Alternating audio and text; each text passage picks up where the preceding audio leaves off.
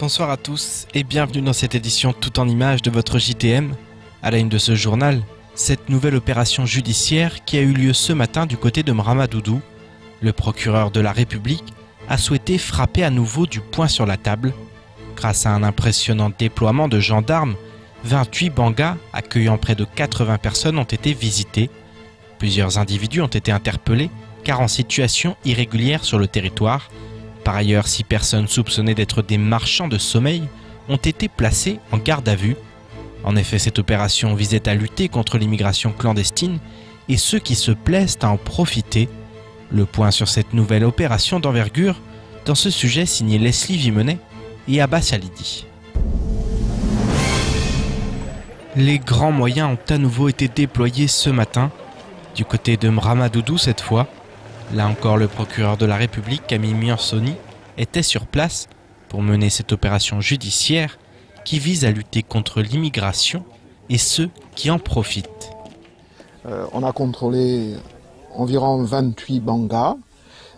On a constaté la présence de plus de 80 personnes. C'est un véritable, comme vous pouvez le constater, un véritable village dans le village, dans des conditions d'insalubrité insoupçonnables. Nous allons mettre tout cela au clair. Il y a des mesures de garde à vue en cours. 6 personnes sont en garde à vue. Nous allons conduire l'enquête jusqu'au bout et nous en tirerons toutes les conséquences. Ce que je voudrais dire surtout, c'est que c'est un chantier énorme. La lutte contre l'immigration illicite. Nous avons besoin du soutien de la population et c'est ce que nous entendons. C'est cette demande qui nous est faite. Nous y répondons. Nous y répondons sur toutes les dimensions. Nous allons poursuivre ce travail. Un travail qui se poursuit et s'intensifie pour le plus grand bonheur d'une partie de la population. Il faut dire que l'immigration est devenue source de tensions dans de nombreux villages du département. Une opération comme ça, pour moi, c'est carrément un bien. Parce que, comme je dis, on est vraiment mal. On est envahi en fait. Donc à un moment donné, il faut vraiment que ça soit ainsi pour que Mayotte puisse évoluer et aller de l'avant. À l'issue de cette opération, si des marchands de sommeil présumés devront répondre de leurs actes, des personnes en situation irrégulière ont également été interpellées en vue d'une reconduite à la frontière. L'aboutissement de cette opération, outre la dimension judiciaire, il y a aussi des reconduites à la frontière. D'ores et déjà, il y aura au moins de 10, mais pas loin de 10 OQTF, c'est-à-dire des obligations de quitter le territoire, qui vont être délivrées avec reconduite au CRA. Nous menons cette action en même temps. C'est-à-dire on s'occupe de l'économie, mais on s'occupe aussi du traitement des personnes en situation irrégulière. Ce sont des actions qui vont dans le même sens. On ne peut pas faire l'un sans faire l'autre, sinon on n'y arrivera pas. Il faut donc que toutes ces dimensions de ce problème soient traitées en même temps. Nous y sommes résolus. C'est ce que je voulais vous dire. C'est ce que la population doit comprendre, que nous allons poursuivre ces opérations. C'est nécessaire si on veut traiter en profondeur. Sinon, on fera des choses à la légère, comme on a toujours fait, mais on n'aura pas les résultats escomptés. Ne plus prendre les choses à la légère et s'attaquer en profondeur à la problématique de l'immigration clandestine. Voilà le message que le procureur a souhaité lancer. Camille Miansoni, qui a ajouté que des opérations administratives liées à des occupations illégales de terrain devraient également voir le jour prochainement. Et ces opérations vont clairement de pair avec les annonces de la ministre des Outre-mer qui a promis que la lutte contre l'immigration clandestine serait une priorité à Mayotte. Jeudi, une délégation d'élus va rencontrer Annick Girardin et le Premier ministre Édouard Philippe. Une rencontre d'ores et déjà contestée par les leaders du mouvement de grève générale. Selon eux, la représentation locale à Paris n'est pas à la hauteur des enjeux actuels sur le territoire. Pour Nourdine Daalani, l'un des représentants de l'intersyndicale, les signaux envoyés ces derniers jours n'appellent pas à l'optimisme, d'autant que les élus n'ont jamais vraiment été au cœur du mouvement de grève. Écoutons ces propos lors de la matinale de Kwezi. Ce que nous craignons, c'est que les attentes de la population ne soient pas entendues. et que tout mais ce les élus mouvement... l'ont entendu quand même, ce cri de la population. Ils ne peuvent pas l'écarter. Vous pensez vraiment qu'ils vont oublier la population, ceux par qui ils ont été élus en plus? Oui, mais vous savez, pendant ce mouvement, les élus n'ont pas tous été là. C'était toujours nous qui avons fait appel aux élus.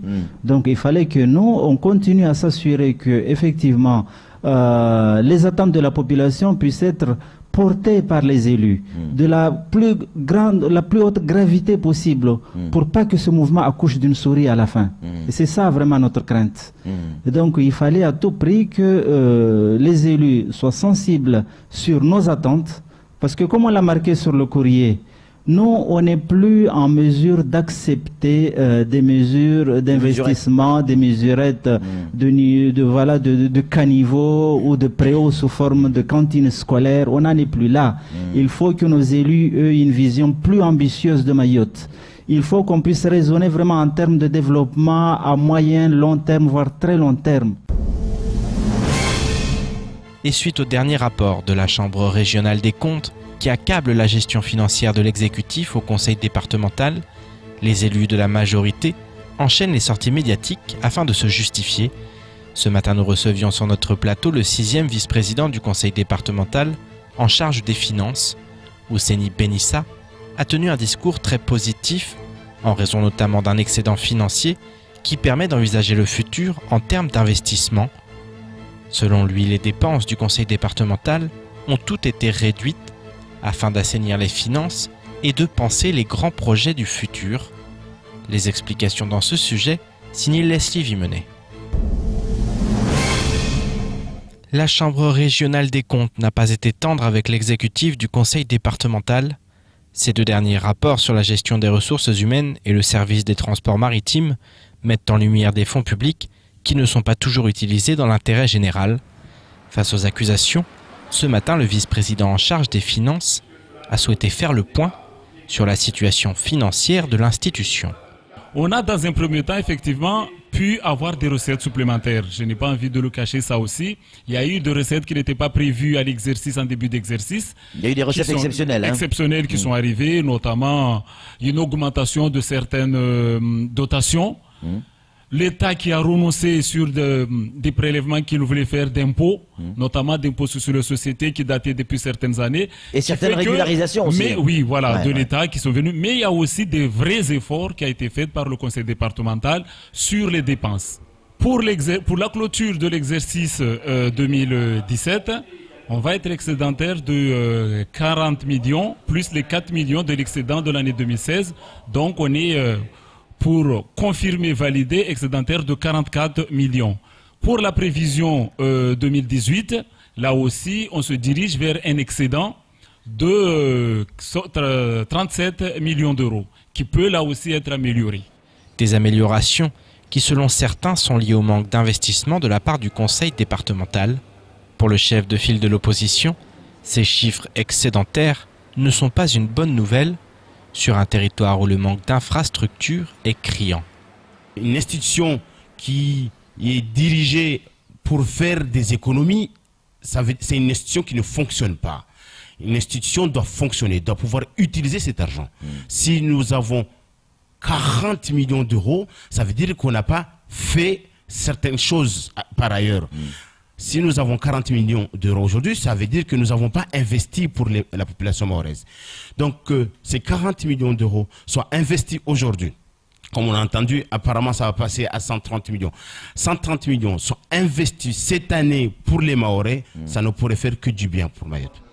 À mi-mandat, certains n'hésitent pas à pointer du doigt le président du conseil départemental en l'accusant de ne pas avoir investi durant 3 ans pour pouvoir jouer sur les effets d'annonce lors des prochaines élections cantonales. Néanmoins, le 6e vice-président s'en défend et annonce que les investissements auront lieu dès cette année. Les investissements, ils vont progresser. On était sur un budget qui tournait aux alentours de 65 millions. On va arriver à presque à 130 millions de budget de fonctionnement pour la... Non, d'investissement. D'investissement, ouais. Pardon, non, pour l'année 2018. Ouais. Donc la totalité de l'excédent 2016, 2017 et l'excédent prévisionnel 2018 vont être affectés à l'investissement, ce qui va pouvoir dynamiser, j'espère tout simplement, et c'est l'effort que le conseil départemental est en train de mettre en place, c'est d'avoir du répondant au niveau de nos services. Du répondant au niveau de service, souvent qualifié d'inefficace. Voilà le défi que va devoir relever l'exécutif, à une heure où la Cour des comptes semble décidée à s'attaquer de front au dysfonctionnement de l'institution départementale. Je vous propose maintenant de faire un petit tour du reste de l'actualité locale de ce mardi 17 avril. Les services de l'État sont actuellement sur tous les fronts. En marge des opérations liées à la sécurité et à la lutte contre l'immigration clandestine, la préfecture souhaite s'attaquer au travail informel. À ce titre, une nouvelle action de contrôle de plusieurs garages a été organisée le jeudi 12 avril 2018 à Mamoudzou, dans le cadre du plan d'action décidé au sein du comité opérationnel départemental antifraude, co-présidé par le préfet et le procureur de la République. 3 garages ont pu être contrôlés et de nombreuses situations de travail dissimulé ont été constatées, ainsi que des manquements à la réglementation relative à l'hygiène et la sécurité des travailleurs. Selon la préfecture, elles donneront lieu à des poursuites pénales. À Mayotte, on dénombre au moins 250 garages, dont 120 d'entre eux dans le secteur informel. Selon les services de l'État, les contrôles relatifs au travail dissimulé sous toutes ses formes vont se poursuivre et s'intensifier dans les garages au cours de l'année.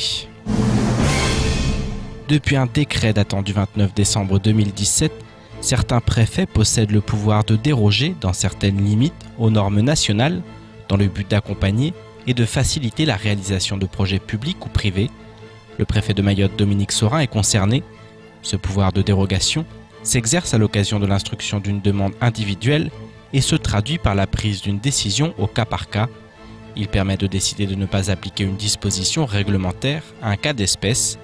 La plupart du temps, cette souplesse devrait conduire à exonérer un particulier, une entreprise ou une collectivité territoriale d'une obligation administrative.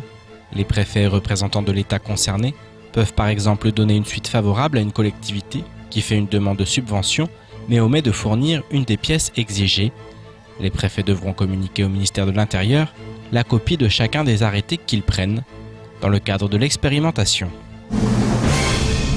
Et ce lundi 20 avril à 18 h, l'association Les Naturalistes va organiser une conférence gratuite sur les nouvelles recherches archéologiques à Mayotte. Ce café des naturalistes aura lieu au restaurant La Croisette à Mamoudzou.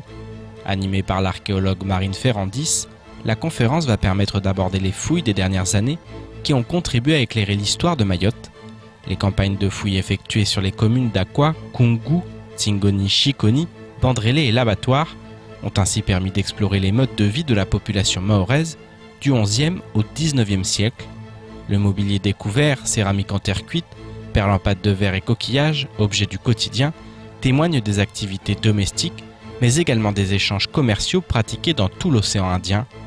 Une conférence qui donne l'eau à la bouche et qui va faire revenir ses participants jusqu'à 1000 ans en arrière. C'est ainsi que s'achève cette édition. Merci à vous de nous avoir suivis. Pour continuer à suivre l'actualité locale, rendez-vous sur notre site l'infoquesie.fr. Bonne soirée à tous et rendez-vous dès demain 6 h avec toute l'équipe de la matinale.